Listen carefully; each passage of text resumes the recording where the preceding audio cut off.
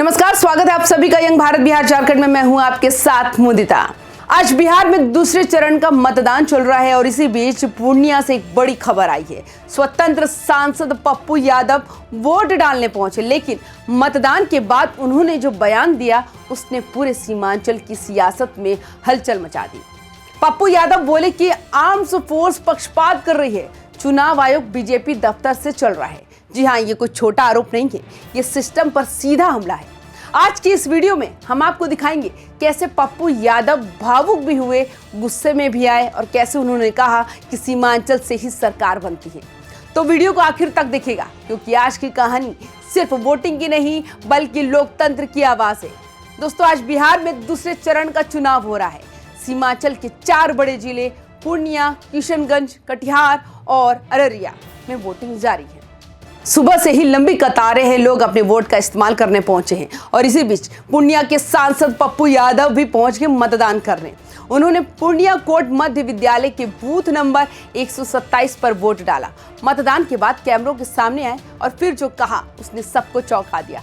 पप्पू यादव ने कहा कि लोकतंत्र को सुरक्षित रखना हर नागरिक की जिम्मेदारी है, लेकिन जब लोकतंत्र में नेताओं की खरीद फरोख्त तो होती है, जब जाली नोट से वोट खरीदे जाते हैं और जब लोगों के अधिकारों का हनन होता है तो बहुत दुख होता है।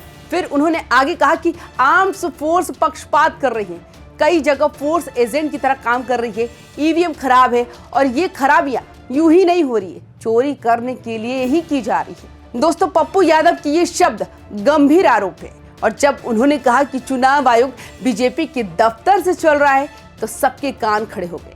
अब सोचिए दोस्तों, जिस व्यक्ति ने पिछले 3 दशक बिहार की राजनीति को नजदीक से देखा, जो जेल से लेकर जनता के बीच तक सब जगह गया, अगर वो ये कहे कि आर्म्स फोर्स एजेंट की तरह काम कर रही है तो मामला गंभीर है। पप्पू यादव ने कहा कि मैंने डीएम साहब से भी बात की, फोर्स का काम निष्पक्ष रहना है, लेकिन उन्हें भी पोलट किया गया है। अब ये आरोप सीधे प्रशासन और केंद्र सरकार दोनों पर सवाल खड़ा करता है। मतलब पप्पू यादव अब सिर्फ जनप्रतिनिधि नहीं बल्कि एक सिस्टम वॉच डॉग की भूमिका निभाते दिखे। पप्पू यादव ने कहा कि देश को सुरक्षित रखना, अपनी खुशियां और जिंदगी के फैसले से इस देश को बनाना, यही मेरा दायित्व है। देखिए, यहाँ पप्पू यादव सिर्फ राजनीति नहीं कर रहे थे, वो एक नागरिक के रूप में बोल रहे थे। उन्होंने कहा कि जब लोकतंत्र को नफरत और विनाश की राजनीति में बदल दिया जाता है तब दिल दुखता है। हम चाहते हैं भ्रष्टाचार मुक्त बिहार, माफियागिरी और दलाली से मुक्त सीमांचल।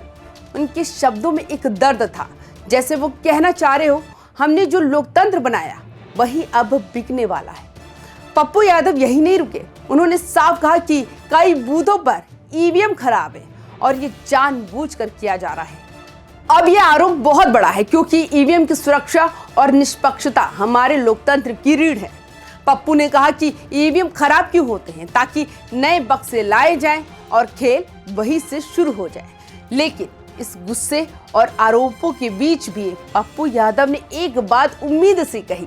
उन्होंने कहा कि सीमांचल से और कोसी से ही सरकार बनती है। इंडिया गठबंधन की सरकार आएगी नए बिहार के लिए, न्याय के लिए। यानी पप्पू यादव को भरोसा है कि जनता इस बार बदलाव का बटन दबाने वाली है। और अगर आप ग्राउंड रिपोर्ट्स देखें तो इस बार बिहार में बम्पर वोटिंग हो रही है। लोग पहले से ज्यादा संख्या में निकल रहे हैं, खासकर युवा और महिलाएं। लोग कह रहे हैं कि अब सिर्फ भाषण नहीं, असली बदलाव चाहिए। और शायद यही वजह है कि पप्पू यादव जैसे नेता खुलकर सिस्टम पर सवाल उठा रहे हैं।